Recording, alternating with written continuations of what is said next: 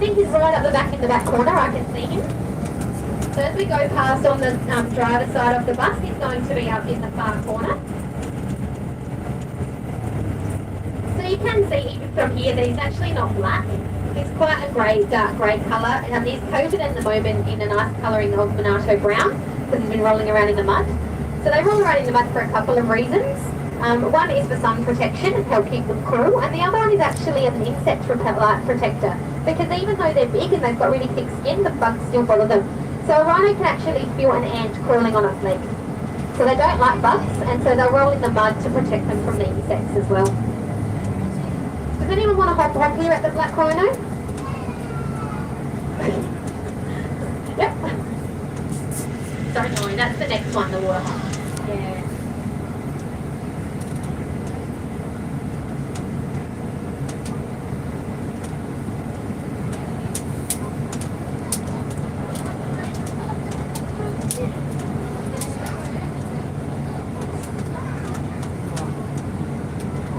Okay, so now we're going to go past our second black rhino, and we'll also spot some of our zebra as well. So keep your eyes peeled for the zebra.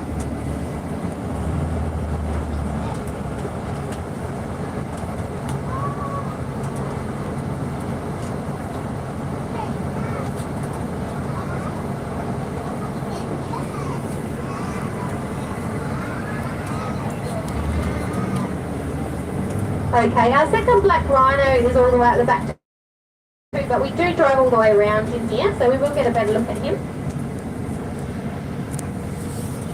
And in the meantime, we will see if we can get a glimpse of our zebra. So the zebra that we have here, our plain zebra, they are the most common species of zebra in Africa.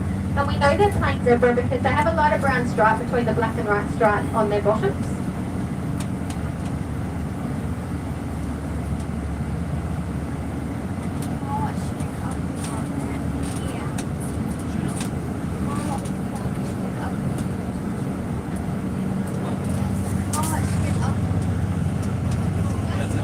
So it looks like our zebra are on the fence line over under all those trees. So we might not get a really good look, but we do have some more zebra in the waterhole where the giraffe and ostrich are as well.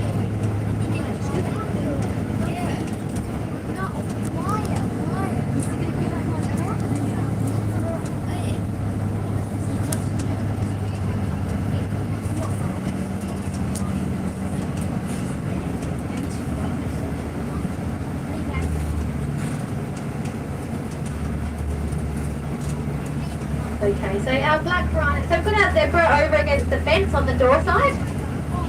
And then we've got our other black rhino straight in front of the bus at the moment, and we'll be on the driver's side.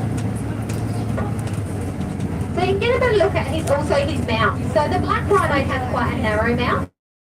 And he has what we call a prehensile top lip. So his top lip's kind of like our fingers. And it can actually pick fruit up out of your hand really gently. Horn. And they actually shape their horn themselves when we go through this gate.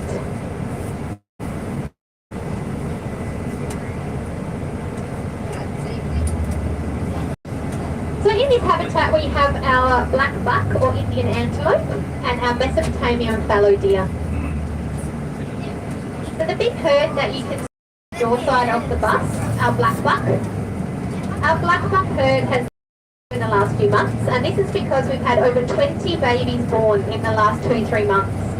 So our male black buck has been very busy, and he does an amazing job of looking after his herd. So we have, this herd is led by one buck or one dominant male.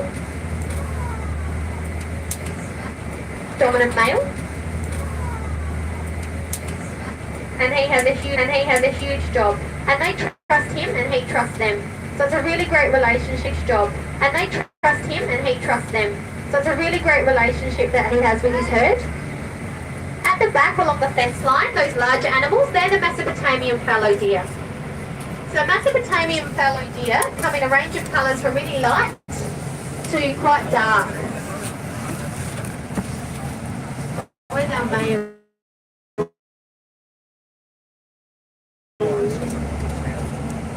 Okay, so our male, so he's the one with the twisty horns. is kind of pretty much in line with the door out in the middle of the herd. So it's hard when you sort of head down to see those twisty horns. And our Mesopotamian fallow deer herd that we have here is vitally important because they come from very war-torn countries like Israel, Iraq and Afghanistan, and we're actually unsure of how many there are left in the wild because no one can get in and count them. So the fact that we've got breeding herds in places like Monarto around the world ensures that population will hopefully be able to survive and continue.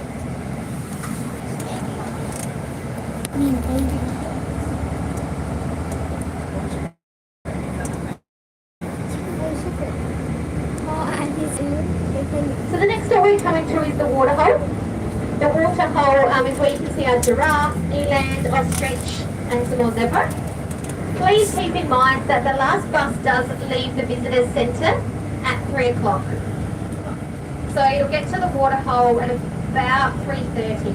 So that will be the last bus. There will be buses in between, but that's the last one. So if you don't get the last bus, you got a lovely walk back to the visitor centre. 3:30.